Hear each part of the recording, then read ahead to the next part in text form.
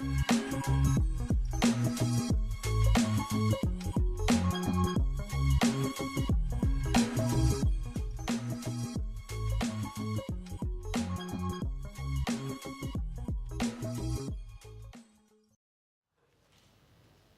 you all for sticking out the day. I know that I'm just really an excuse to wait until we can reach cocktail hour. Fair enough. It was very interesting, and I'm honored to be at the very, very first UX Live conference, and really delighted to have an opportunity to meet so many of you, some old friends, some new friends.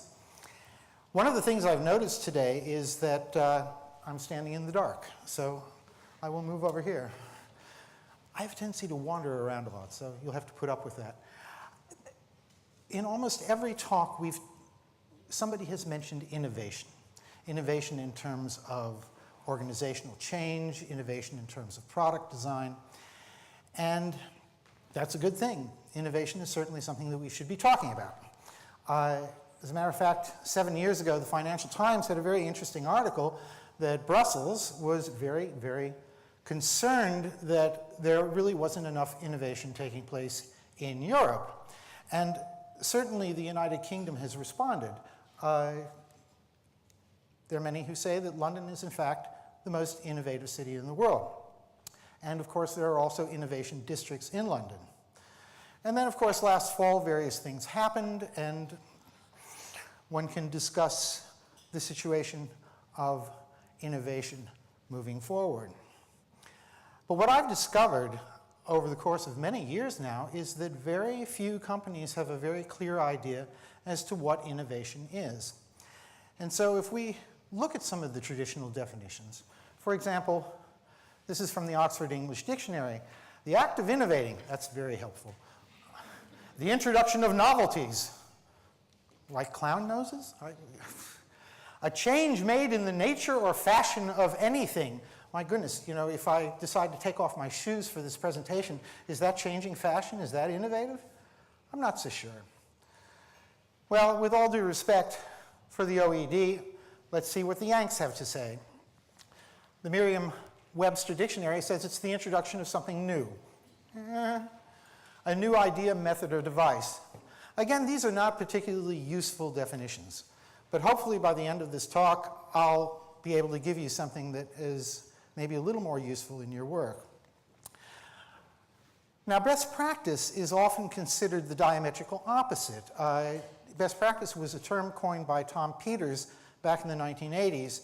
He was an American author, and he went around to companies that were successful, such as Kodak and IBM and so on, and discovered that there were certain commonalities, things that each company was doing that were very similar, and he called these best practices. Unfortunately, innovation and best practice are kind of perceived as being oil and water. They don't mix very well. The truth is there is a direct continuum from innovation to best practice, and I'll show you how that works. In short, best practice is sort of what you need to do right here and now to get from A to B, all right? Innovation is what's going to drive your long-term success. And I apologize for leaving the light. I just simply can't stand over there by that lectern the entire time. I apologize. Turn up the house lights a little bit. That'll help. So my goal is to give you a more actionable definition, a process that will, oh, wow. Hey, cool, we can see each other. Can you still see that? Yeah, that's great. Thank you. A process that leads to business success, and some practical do's and don'ts along the way.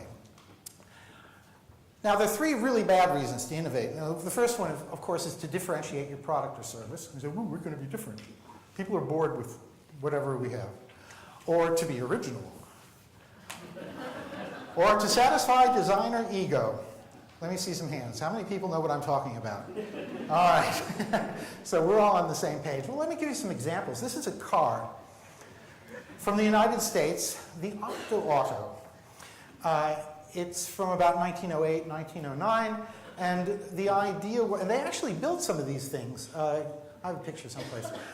The idea was, well, 8 wheels will be smoother than 4 wheels, because that's how trains work. See, trains have these, what they call double bogies. So that's real good, smooth ride. And they did build some of these. I don't know how many they sold, but they did build them.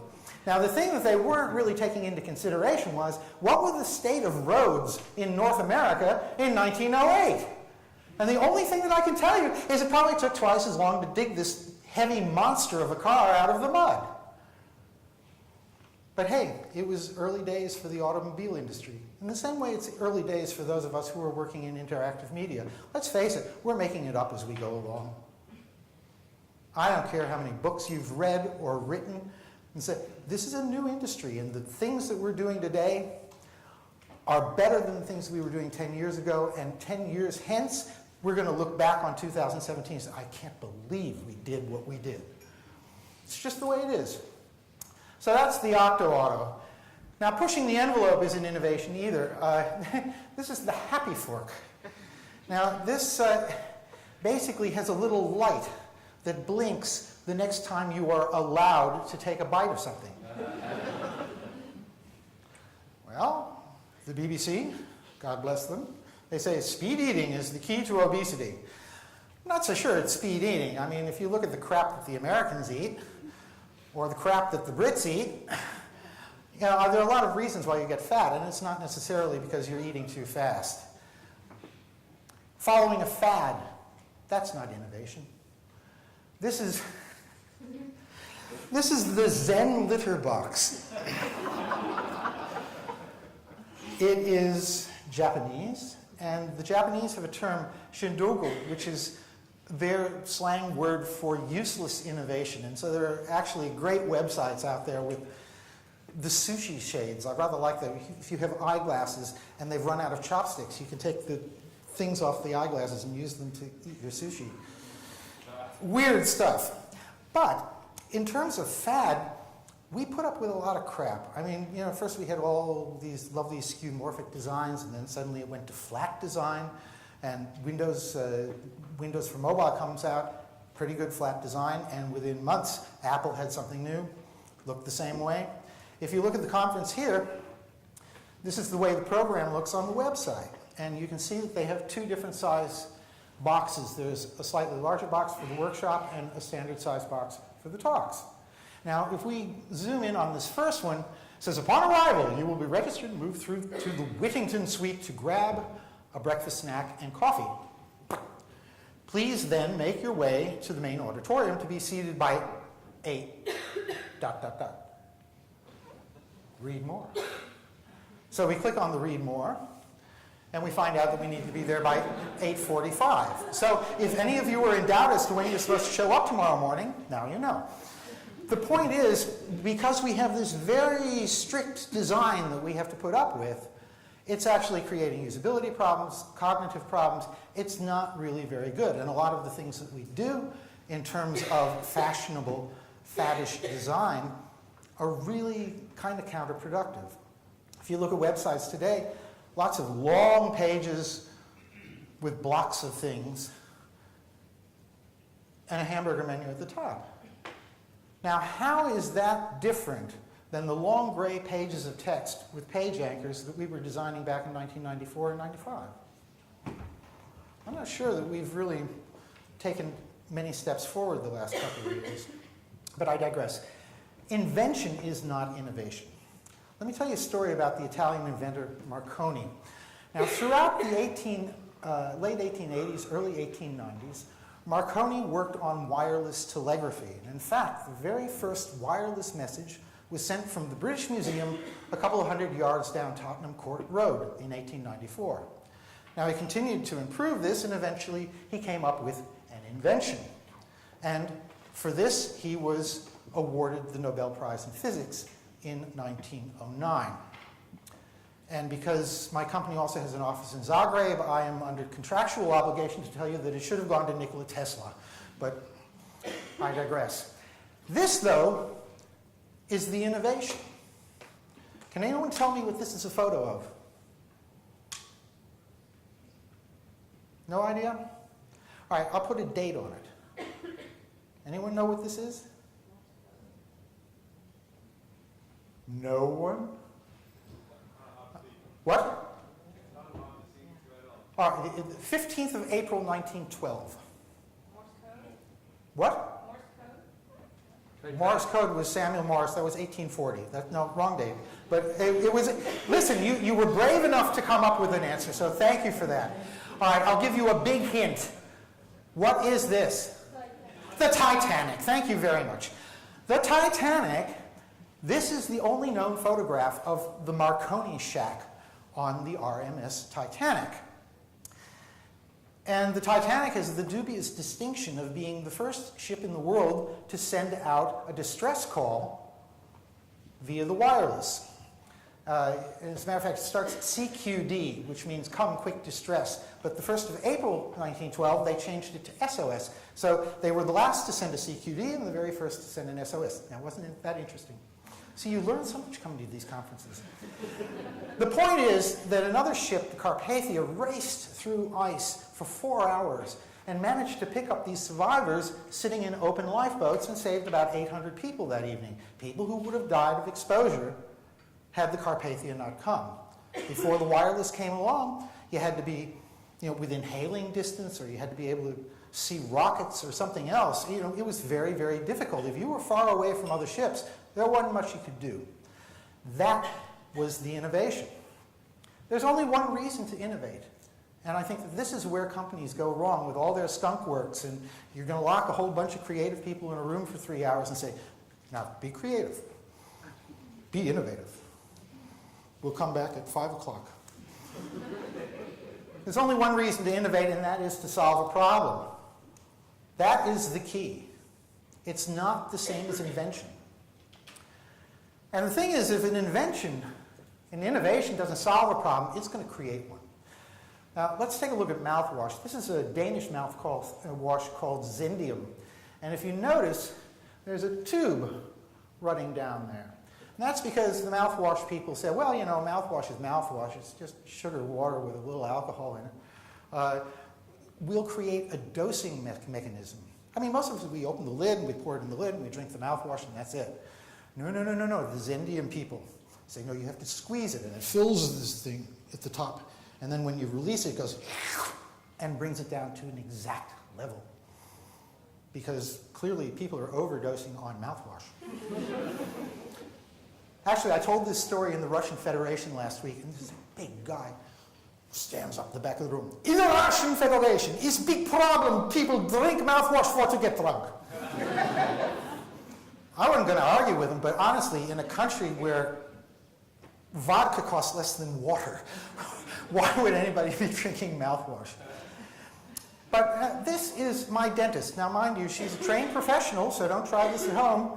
Let's see if the video works. This is my poor dentist trying to figure out how to make mouthwash out of this thing. It is as non-intuitive as anything can be. This is an innovation that is causing a problem. Poor dear, she was lovely. Now, how do I get it? Now, the other thing is that problems never exist in isolation. Solutions can often have unintended consequences. So let's talk a little bit about British history. This is the Enfield Model 1853. Now, prior to that time, the British Army used what were known as muzzle-loading muskets. Musket is not like a rifle. It has a mini ball. It doesn't have rifling in it. And what happens is that you have this rather long weapon, and you take your powder horn, and you pour in powder and hope you have enough. And then you have this long rod, and you tamp it down. And then you take your mini ball, and you put that in, and then you tamp that down. And then you take a wad of cotton or paper or something to block the tube a little bit so that the ball doesn't roll out when you lift it up again. Now, let me ask you, if you're on the field of battle, what's the one reason you might want to reload your musket? It's to shoot somebody else. And why? Because they're probably shooting at you. And the last thing you want to do is be standing up well. A really good shot could fire 3 rounds a minute. That's a long time to be standing up on a field of battle. So the Lee Enfield people were approached by the British Army and said, look, we want a breech-loading musket. Now the breech, that's down there by the hammer, all right? And the Lee Enfield people, they said, right, we have a problem, we will solve it. So they created these pre-measured sachets of powder that they put in greased paper so it wouldn't get wet. And all you had to do was cock the thing, tear this off with your mouth, pour in the powder, put in the mini ball, put on a firing cap, and shoot. And you could do all this lying down. Brilliant, brilliant invention. But there are consequences. Anytime you innovate, there will be technological, social, and political consequences of what you do. Now, who were the British Army fighting alongside in the 1840s and 1850s? Who were the native troops? The Gurkhas and so on. They were Hindus, they were Muslims. What's the one thing you don't want anywhere near your mouth if you're a Hindu or a Muslim? Animal fat. So how did the Lee Enfield people create these sachets to keep the powder dry? Well, there were mutinies across the line. And if you read about the Indian Rebellion of 1857, they're directly related to the lack of understanding by the Lee Enfield people of the social and political consequences of what they were doing. So you have to think of all three things. We have a tendency to think in terms of technology, but we sometimes forget some of the other good things, important things. Now in Denmark, where I come from, somebody decided, right, we want everybody online. The banks are going to be online, the tax people are online, everything's online. And we have to make it secure. So they designed this NemID, the Easy ID. And basically you get a little card that's filled with numbers. And so what happens is you go to your e-box and you click in, you log in, and then I type in my user ID, and then I have an access code. And then when I've set that in, it sends me a number back, and I have to look up the number on a piece of paper and then type in the second number. And after I do that, I can finally get into whatever I need to get into. I think it's everything but easy. And if you're a bookkeeper in a large organization, you're going in and out of the bank 20 times a day. You can run out of these cards really, really quickly. Well, it turns out that the security problem is not that people are losing their PIN codes or sharing them with others. No, the problem was that you could hack the back end. It was a huge fail. So even technologically, it wasn't a good solution. Socially, there's an older generation in Denmark. They don't know how to work this stuff. Hell, I don't know how to work this stuff. Fail. And politically, there were 3 ministers that had to resign. This is not good innovation. For this reason, several of us, well, we were actually about 150 to start with, gathered in Copenhagen about a month ago to write what is called the Copenhagen Letter on Tech. I'm very proud to have been one of the authors and one of the first 39 signatories. The idea was that we needed to acknowledge that as technologists and designers, we have a lot of power. And we've got to use this in a responsible way. And if you're interested in reading the letter, I urge you to go to this site and read about it. And great, that's your Twitter, Instagram moment. Because I think it's the kind of thing that we should all be thinking about. You don't necessarily have to agree with the letter, but at least understand that we have issues that we need to take responsibility for. Now, you can't really innovate unless you've done the research or don't understand the research. Now, this is Gus the cat. Venn diagrams, kittens. The only thing I don't have is a picture from Magritte. Otherwise, I think I'm good. This is Gus the cat. Now, Gus the cat used to eat Whiskas. And this is his bowl. It's a little difficult to see with the lights on, but trust me, there's cat food in there. This is lamb with peas. Now, that sounds very nice to me because I'm the user of the packaging. I'm the one who goes to the store and buys it. But Gus is the one who eats it. Now, nobody bothered to ask Gus whether he liked peas. So he spits them out. Now, I talked to my veterinarian, and he told me, well, some cats lack the enzyme that allows them to metabolize chlorophyll, which is what makes things green. So they'll chew on your houseplants, but they won't eat them. And I'm thinking, why is Whiskas producing a food that has the potential to make my cat sick? This is crazy. This is a stupid innovation. But it brings us to another thing that is kind of off track, but I think is still important to understand, and that is that a customer is always a user. When I go to the store and buy something, yes, I'm a user, but a user is not always a customer, because the cat is not a customer. He's a user. This is the diagram that we see more and more, and I think it's wrong. It needs to look like that. So think about all the times, what is a customer and what is a user? I think there's an important differentiation here. Now, we talk a lot about user-centered design, and that's usually, right, well, we have our user. Oh, that's Scott Weiss, yes, all right, yeah, oh, yes, okay. I've done my research. I know all about my user. I know all about it. Then I'll go home and innovate. It's not a very good way to do things. There's a fellow, Christian Rohrer, who talks about user-driven design, where you actually bring the user into your design team and let them help you through your various iterations. You can avoid a lot of mistakes by doing that kind of thing. One would assume Whiskas was actually serving this cat food to cats, but apparently not mine. I think that this is a better way to do things. Our bookkeeper at our company needed a new bookkeeping program, and everything was in the cloud and it was online, and of course we didn't necessarily buy the best one. We bought the only one where she could tab from field to field to field. That's something that bookkeepers do. They do not want to have to use the mouse. Now, she's complained to this company so many times that she's now on their advisory board. Imagine a company that's creating financial software that's never actually talked to a user. Alas, this is something that happens pretty often. You also have to realize that unhappy customers are pretty dangerous. In the old days, we said, if you've got a really good story to tell, you'll tell it to 3 people. But if you've got a nasty story to tell,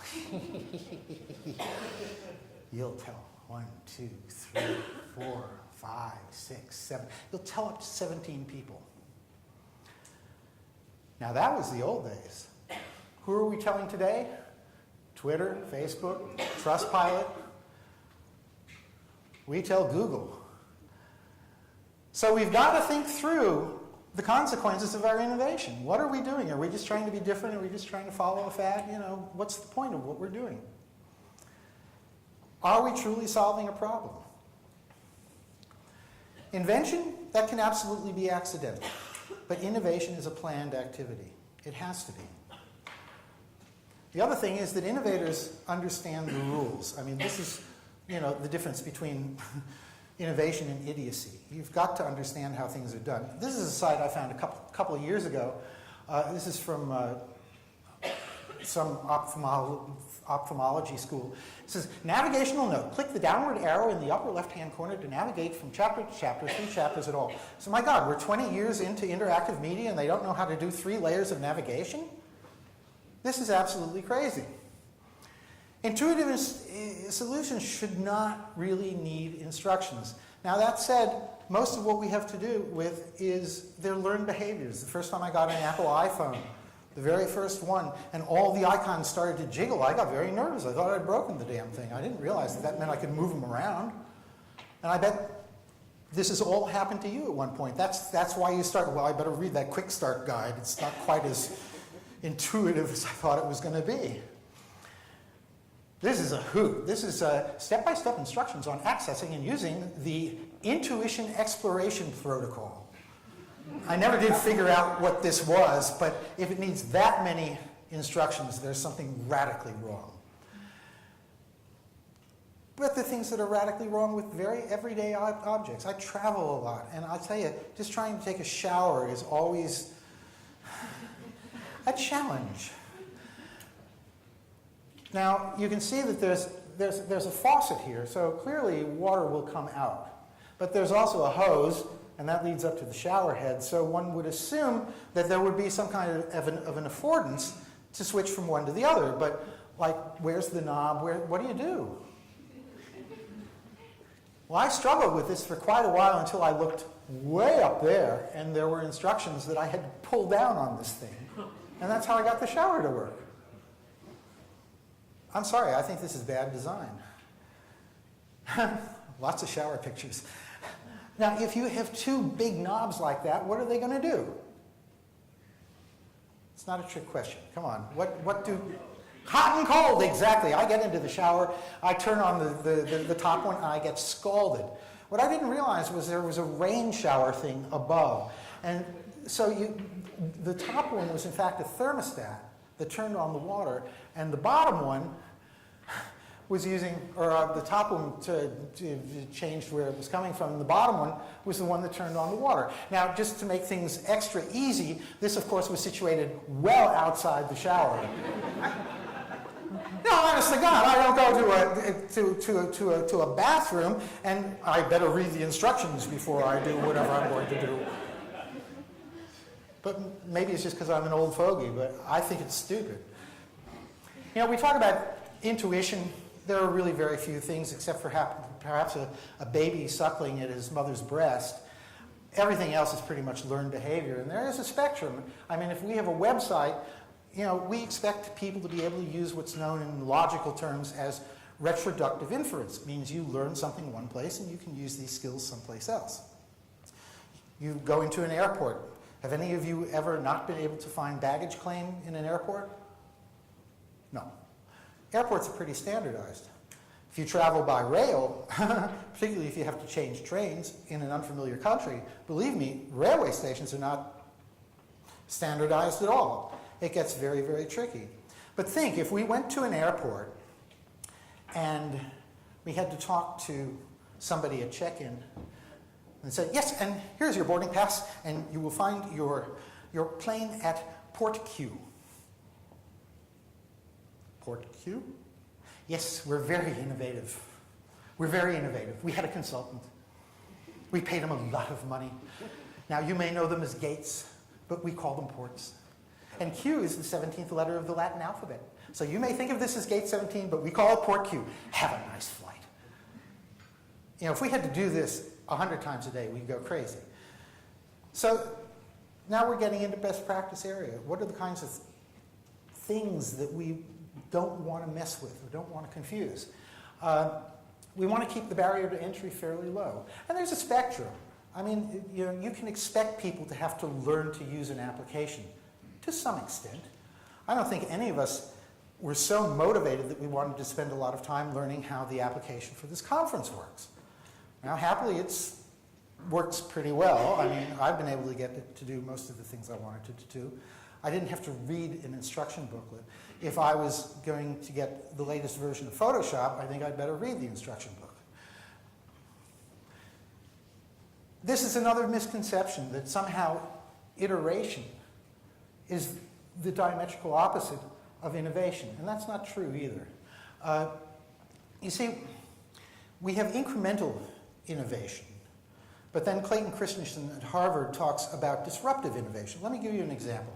For example, in the old days, the Roman Empire had runners. They could get from Rome to Hadrian's Wall in about 3 days.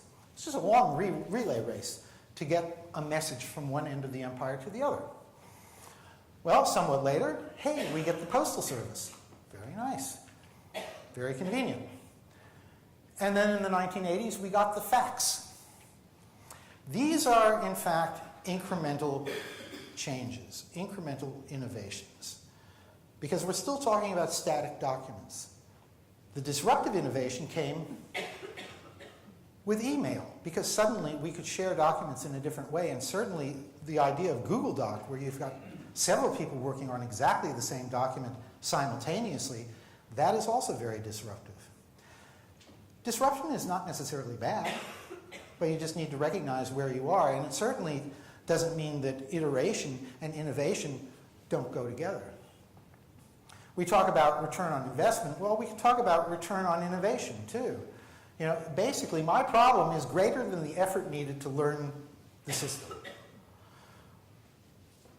This is the Janko Pezzini keyboard, designed by an Italian and a Hungarian about 100 years ago, 130 years ago.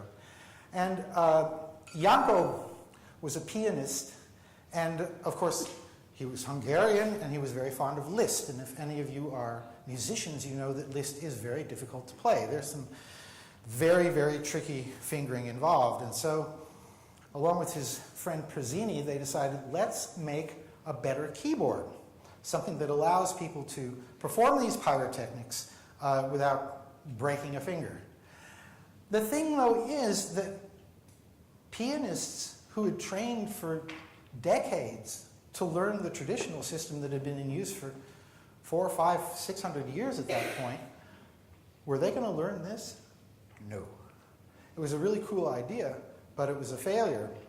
And again, we can talk about, all right, we have a technological advance, perhaps not so many political consequences, but certainly social consequences.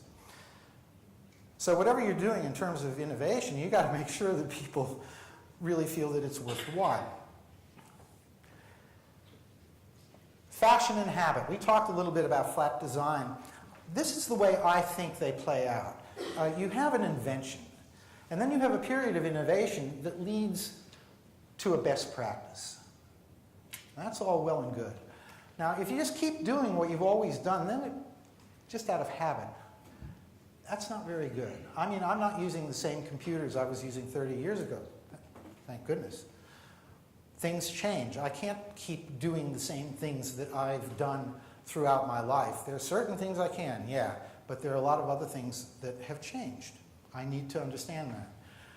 We want the next level of innovation, or next level of best practice, to build on a new period of innovation. And I think that our industry certainly is due for a period of innovation, because right now I see a lot of stagnation and discussion about flat design, and we should do this. But we're not necessarily moving things forward. I saw far more innovation 20 years ago, 1997, 1998. There were really interesting websites out there. Today, same. You know, if you're going by fashion, like flat design, it rapidly becomes old-fashioned. These are some websites from Denmark. You got a big stupid picture, some things you can click on underneath. Oh, big stupid pictures, some things you can click on underneath. Big stupid pictures, some things you can click on underneath. Big stupid pictures, some things you can click on underneath. This is the royal family of Denmark. Now, the people who would want to go to this website are an older demographic. And in this case, I think that you can justify having a picture of the queen and the prince consort on the front page. It's, oh, that's our queen. I've come to the right place.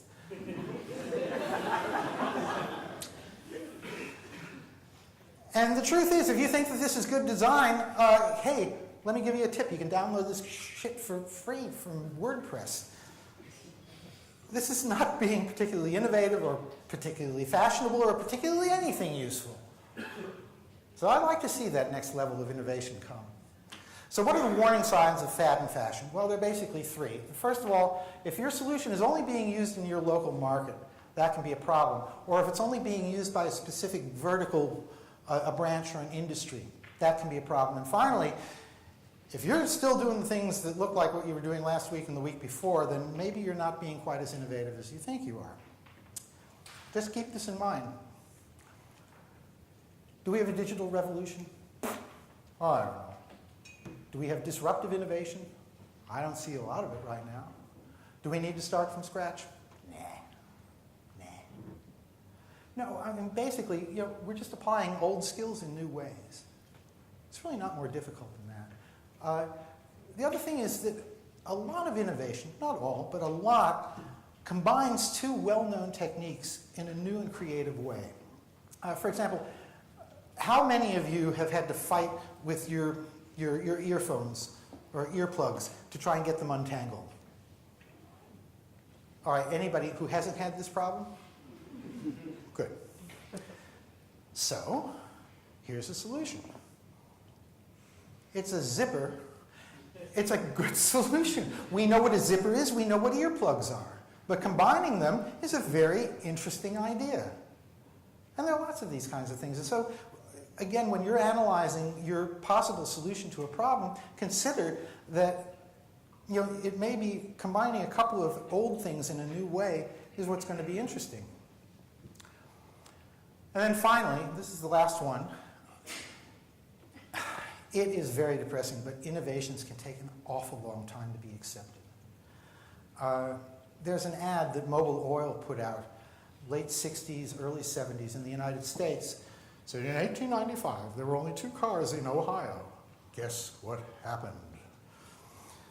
Now, I don't know whether this is an urban myth or what. Nobody's ever really been able to figure out where this accident took place.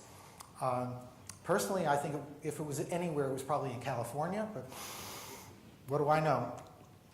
The point is that for an awful long time, there were hellish accidents.